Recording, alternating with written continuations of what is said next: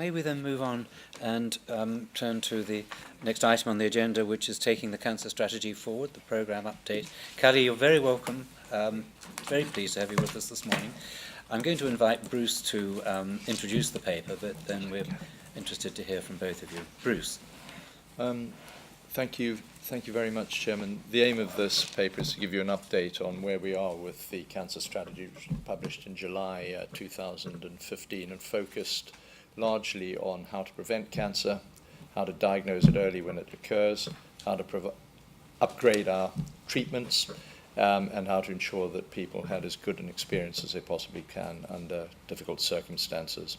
So we're now in the implementation phase of that strategy. But it's worth saying, to support the Chief Executive's remarks, that survival rates have never been higher in cancer. But the aim of the cancer strategy is to act as an accelerant to improve survival rates and indeed to prevent cancer where at all possible. What I'd like to say before Callie gives us an update is there's been a bit of discussion recently about the availability of cancer drugs, and I thought I might just take the opportunity to update the board on one or two issues. Cancer drugs are getting both better at treating cancer and more expensive, and some of those only work on a limited proportion of people with a given type of cancer. You will recall that we've transitioned from an old-style cancer drugs fund to a new-style cancer drugs fund, which aims to offer faster access to newer treatments and better value for money for the taxpayer. In addition, all new cancer drugs will be assessed through the Cancer Drugs Fund. And in order to speed things up, NICE has put in place mechanisms for ensuring that recommendations on whether a drug should be approved or not will occur at or before the time of market authorization. So that'll speed up access of new drugs with a positive recommendation for those people with cancer. And when that happens, that means that immediate funding will become available and be put into the commissioning baseline. If the evidence which NICE is assessing leaves some level of uncertainty about the efficacy or cost effectiveness of a drug, it will go into the new Cancer Drugs Fund for a period of assessment, but will continue to be funded while it's in that part in the Cancer Drugs Fund. The transition from the old to the new has been quite successful. 41 of 43 treatments in the old Cancer Drugs Fund transitioned to the new. Of those that have been reassessed, 7 out of 9 have been successful. And that, I think, we owe some thanks to the pharmaceutical industry, both for providing new evidence where that has been helpful and for them reviewing their prices, which alters the equation in favor of approval. In addition, since the 1st of April this year, 14 new cancer drugs have been approved, including one new highly effective cancer drug for lung cancer. So that's just a kind of thumbnail sketch to bring you up to speed with where we are on the Cancer Drugs Fund. And now perhaps I could hand over to Callie, who you will know is Chief Executive of a world-class Royal Marsden Hospital and is our National Cancer Director, to bring us up to speed on progress over the last year. Thanks very much, Bruce. So as Bruce has said, the task force aim is covering everything from upgrading prevention through to early diagnosis and improved treatment and care, equal emphasis on survival and quality of life and patient experience. So that's quite important. Those are on a par. So this is both survival and experiences at the centre of the strategy and the implementation plan. And very importantly, as I mentioned last time I addressed the board, this is also about dealing with variation in access to care and the standard of delivery of care across the country. So that this business of unwanted variation we need to deal with as part of the strategy delivery. I'll just sort of make a couple of remarks about the principles behind some of the work that I've been doing, and then I'll select some, not the Cancer Drugs Fund, but the other examples from the paper that came to the board. So the sort of principles that I'm working to are, first of all, integration, and this is integrating care across whole pathways, because for patients, they bounce around in the system too much. So we need to get patients in a speedy manner and then through to definitive diagnosis and treatment quickly. So there's areas of fantastic practice throughout the country, but it's this integration of care across whole pathways that's going to be important. and I'll come back to some of the mechanisms behind that. Secondly, there's an issue about information, both to patients and clinical professionals, and it's providing information across those pathways so that we avoid this. I think Simon talked about silos, or the chairman talked about silos, but it's making sure that we look at whole performance across pathways for whole populations in trying to deal with any deficits or gaps. So integrated care, better information across pathways, and then targeting of resources, whether you're talking about genomics or drugs or modern radiotherapy treatment. Modern cancer treatment is all about precision. So precision radiotherapy to spare healthy tissues and really target the cancer and improve survival effectively.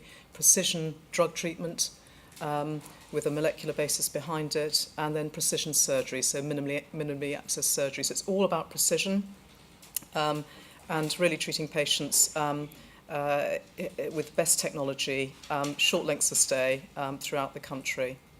So we've just published a document called 1 Year On in October 16, just explaining what the task force ambitions were, the activity that we've undertaken over the last year, and some of the evaluation and the metrics that we'll use to assess whether we've been successful or not. And I'll just select a few of those, missing genomics and cancer drugs, because the chairman and Bruce have touched on those. So the first thing to let you know is that we've established 16 cancer alliances around England, which broadly cover 2 or 3 STP areas. So we're not trying to create extra footprints and extra complexity. We're trying to say, here's the focus for cancer, for local delivery of improvement through a cancer alliance, which will bring together clinical teams across those pathways for specific populations. They're not the old cancer networks, but they're a modern version of that, but to deliver the national strategy. So the Cancer Alliance footprints, as you'll have seen from the paper, have been identified and established. We've held our first event for Alliance leads, so senior clinicians and chief executive leads. I've gone around the country to talk to people about the purpose of the alliances, the levers, the incentives, the way in which they'll work. And I've been really pleased that there's been a lot of support for them.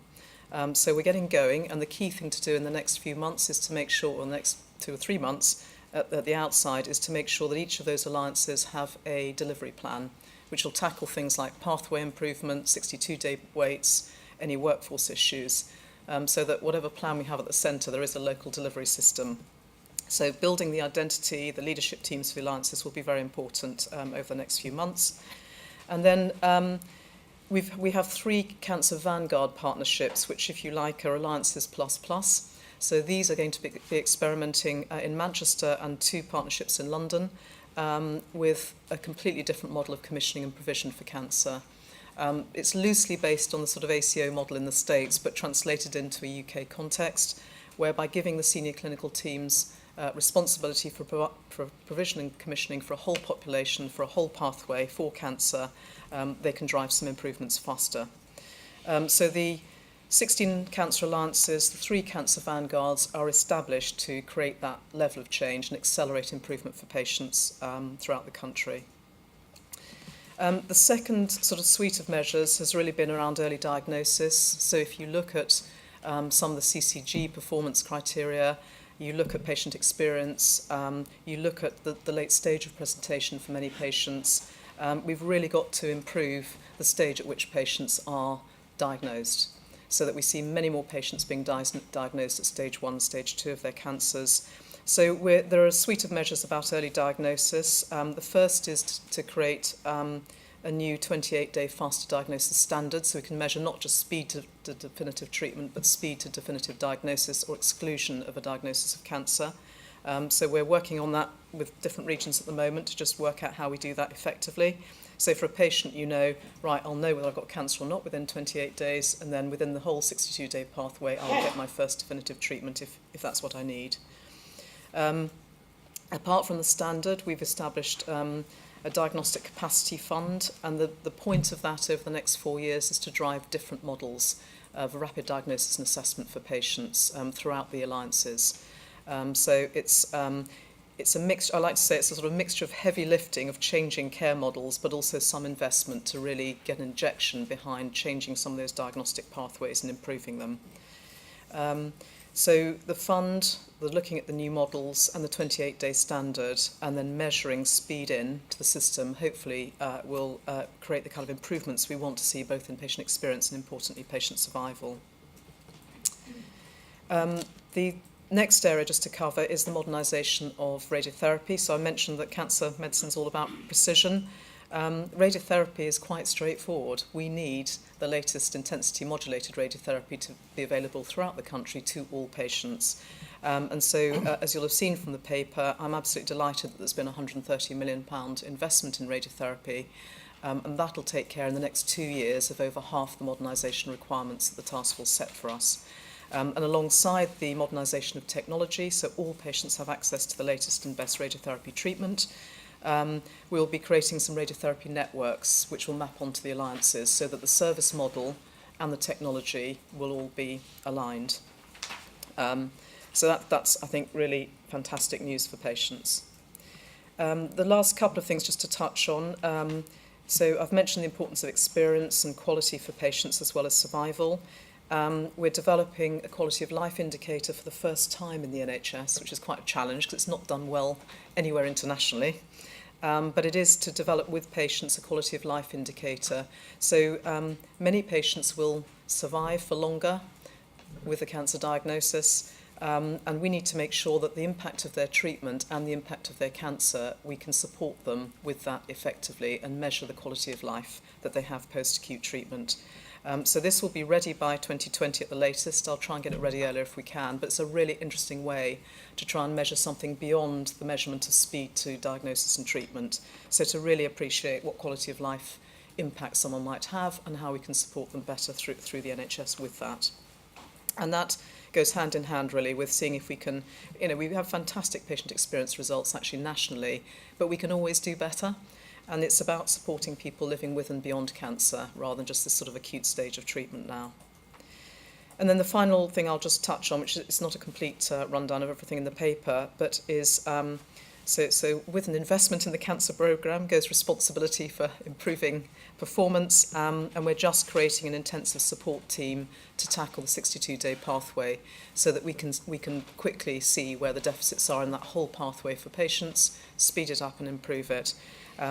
We sort of hover around 82-83% at the moment. We need to get to 85%, and we need to make sure that's a consistent standard of performance. So with the alliances and the delivery plans and the investment we're making in diagnostic models, I hope it'll be possible to change and successfully improve that 62-day performance across the country.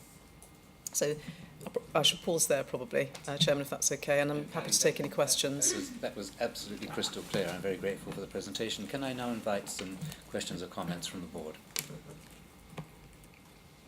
Yes, David.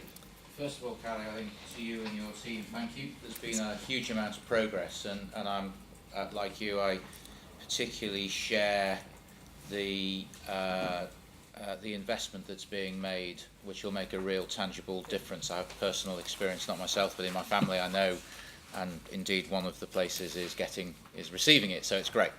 I think we're focusing a lot of our effort around STPs. Yeah. So therefore I'd be interested to know really two things. One, the extent to which you are finding it helpful and easy to use those as vehicles to help create local ownership and local speed of implementation. And then the second thing is if there's one thing or two things we could do to make your life easier, to get more rapid progress that'll make a difference for patients and their families, what would that be? Okay. So the first thing on the STPs is that the cancer alliances are really, I like to think about them as the cancer work stream of the STPs. So if you've got 2 or 3 STPs, so we've got 16 alliances and 3 vanguards and obviously 44 STP footprints, but we've tried to get this sort of coterminous approach so that it's coherent for people within the system. The STPs are dealing with some very big issues about, pathways, deficits, ways to reconfigure to improve sustainability and performance long term. So I think it's very helpful to have the Cancer Alliance teams working alongside the STPs as the cancer work stream. So that's the intention. I think we've got to carry on that kind of working arrangement, but as I said earlier, the alliances have been very well received by people working within STP footprints. And I think people think it's sensible to view the alliances as the cancer work streams to accelerate some of this work that we need to deliver in the next 4 years. So I think the alignment with the STPs is good.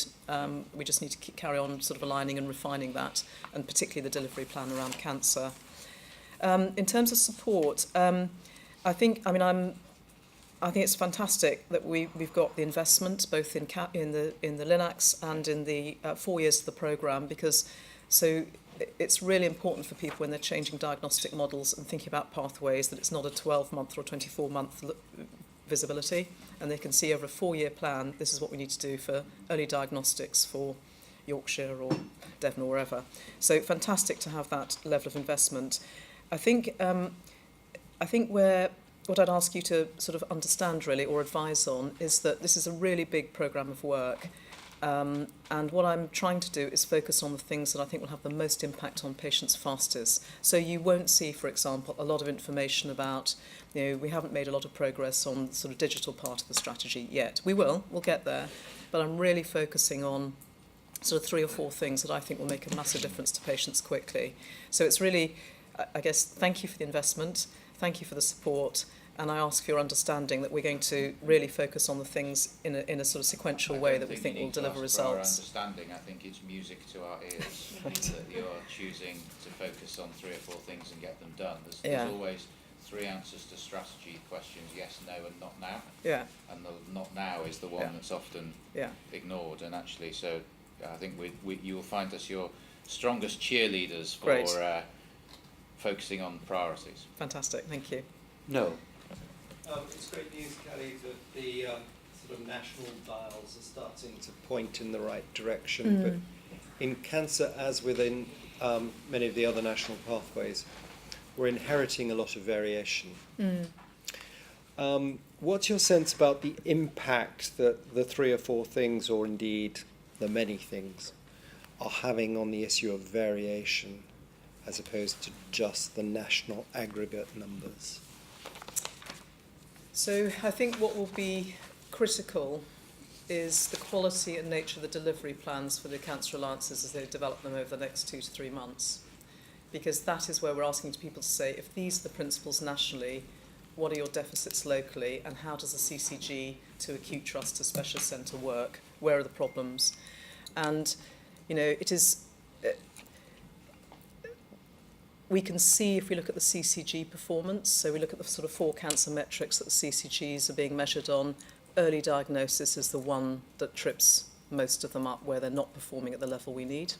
So that's why I think this huge focus on diagnostic models and speed in should make a big difference to variation in speed of patient access and therefore quality of survival and experience for people.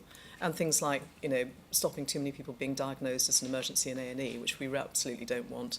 So I think the delivery plans will be key to addressing variation, and I'm quite confident that there's huge support for those alliances. And now we have some transformation funding, we can create some levers to change those models.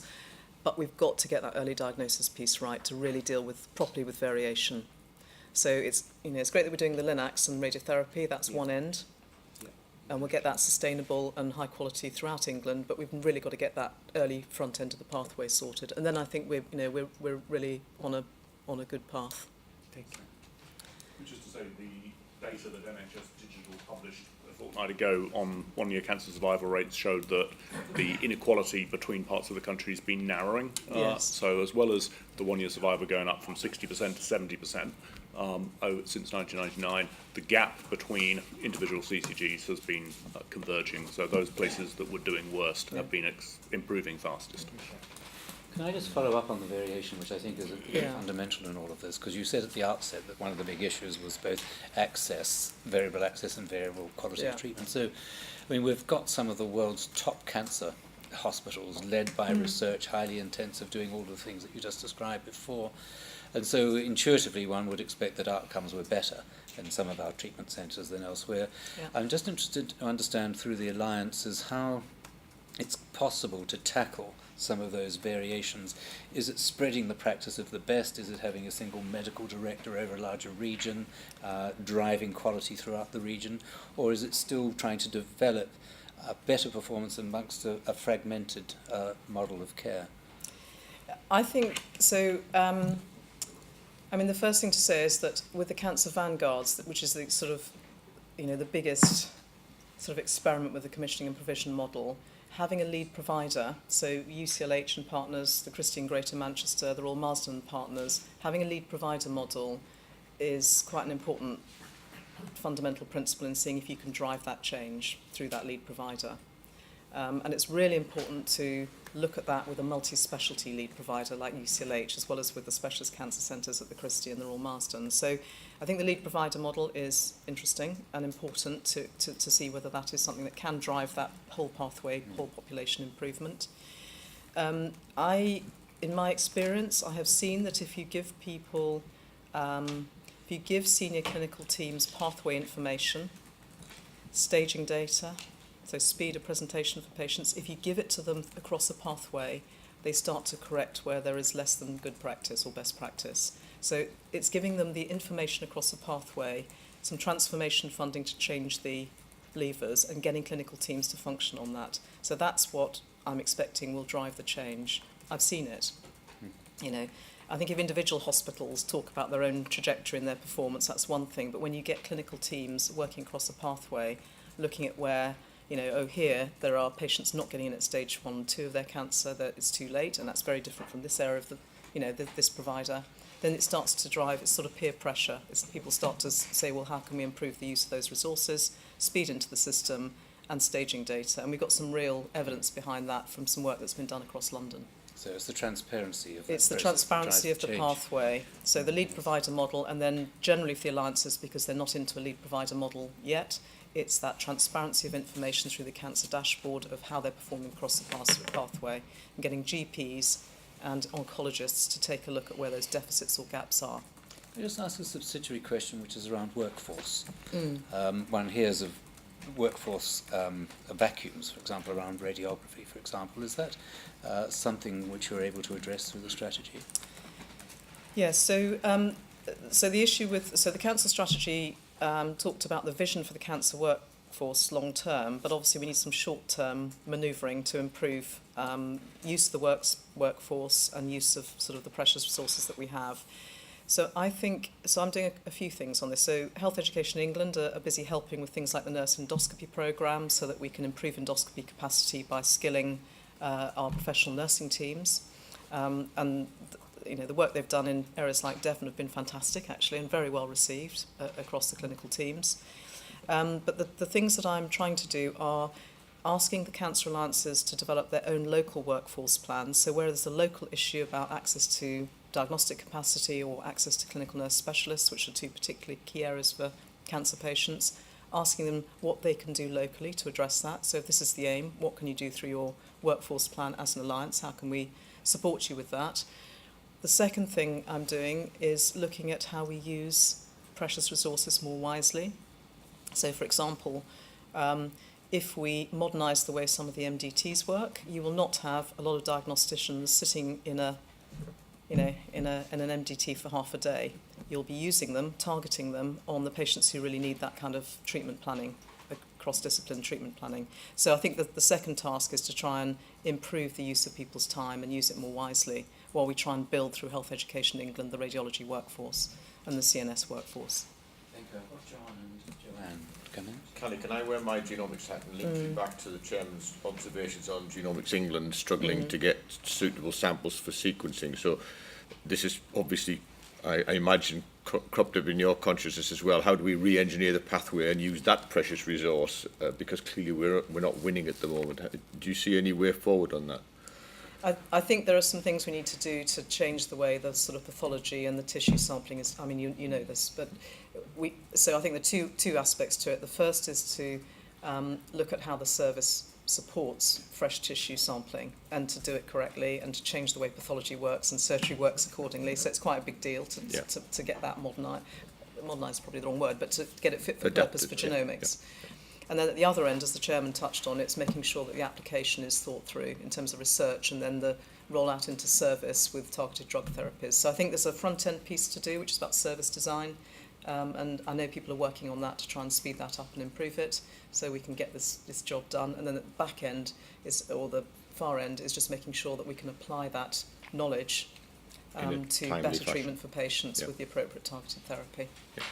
So I think the work's underway to try and accelerate the both parts of that. Thanks. Thank you.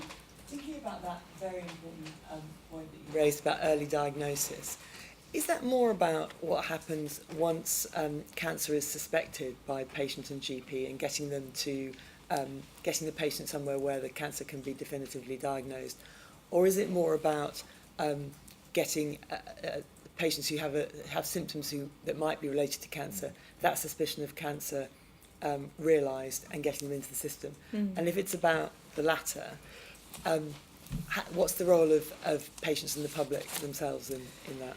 Yeah, so it's both. So it's both getting the message of signs and symptoms out there through GP practices to the public. It's running the Be Clear on Cancer campaigns so that we're collecting evidence from the campaigns that have been run to see whether we can improve them so we can target better. So I think it's the public information and information through GPs, and it's GP education, and it's the fast diagnostic model. So it's both parts of the experience for patients that we're trying to improve. And there are actions in the 1 year on in both categories to try and improve that speed in. We're having quite an interesting conversation with the alliances about their role in prevention rather than starting at the point of diagnosis. Yeah, exactly. And if I could ask a follow-up, in those two things, where do you think is the biggest bang for the buck, in a sense? Where's the biggest impact? I think it's making sure that there's a rapid diagnostic and assessment model for patients that they can access easily and quickly. So as we're sort of designing radiotherapy networks for certain populations, for certain pathways, we need to think about the design of the rapid diagnostic and assessment centre and service to patients and how that should work. Thank you. So that's what I think would make a big difference, if we get that right. Yeah. Callie, one other question from me.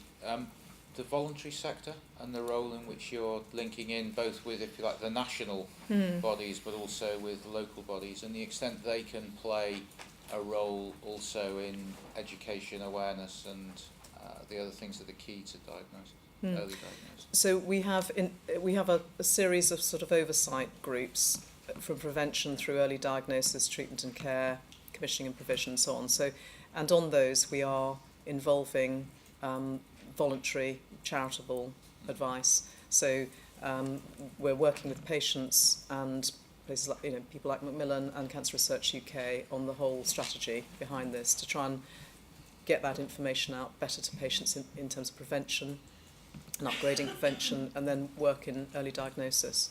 So across the whole governance structure for the cancer programme, we have that level of involvement already, and that feedback. And in delivery? We will do, so the alliances will have that. Okay. So we've given them guidance that says that we expect them to involve patients, the public, and sort of voluntary support and charitable support in the work of the alliances and their delivery planning. Okay. So it should be covered, but I will be checking that it is. Thank you. It was a follow-up to Joanne's question, really, which was about the place of screening. Programmes, basically, you didn't mention them in the in your response to her. Yeah.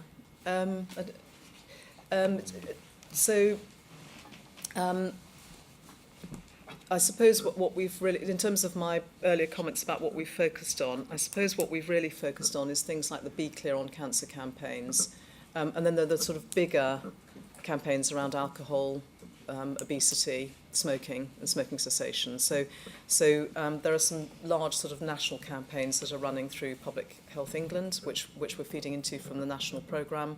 And then where we're really kind of taking control through the National Cancer Programme, it really starts with the Be Clear on Cancer campaigns. But we're trying to connect up with the whole prevention agenda. I don't know if Bruce were wants you to referring add to to that. things like cervical screening, Yes, mammograms, mammograms, and fecal cancer. occult blood screening?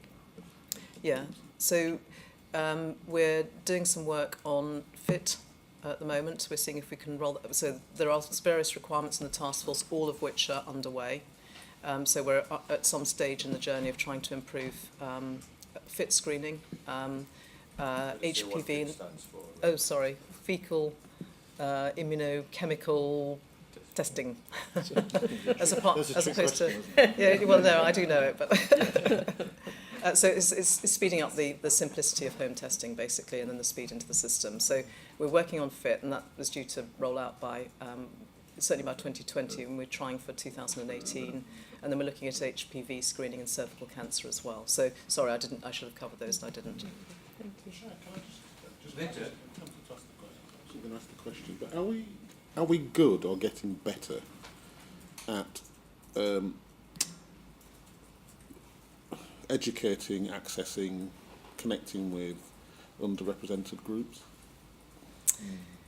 I think so. We talked about it when I was last here, and we know from the task force and from the data that BME groups do less well. I mean, they less access, more presentations through A&E, outcomes not so good.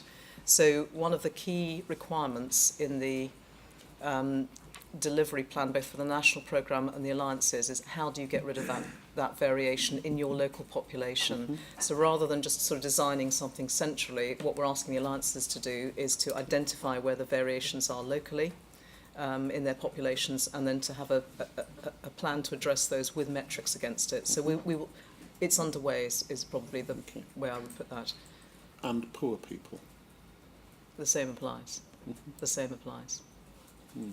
And some of that is about public. Sorry, Chairman. Some of that is about better public information as well. So it's Right. So, Kelly, can I just thank you on behalf of the board? What we wanted from you this morning was assurance about the rollout of the strategy and the work that you're doing, and I think you've given us that. So many thanks for that, Thank and for your leadership, Thank you very which much. is going to be critical. And this is obviously an area of enormous importance to the board because it's one of our key priority horizontal areas, as it were. And so the questions that were raised also about the interplay with STBs are of great importance to us as well. So I think we'd like you to come back and report to us again, maybe in a year's time, and let's follow it through. But please, we're interested in taking the closest possible assurance on it as we go through. Thank you, Chairman. Thank you so much for your work.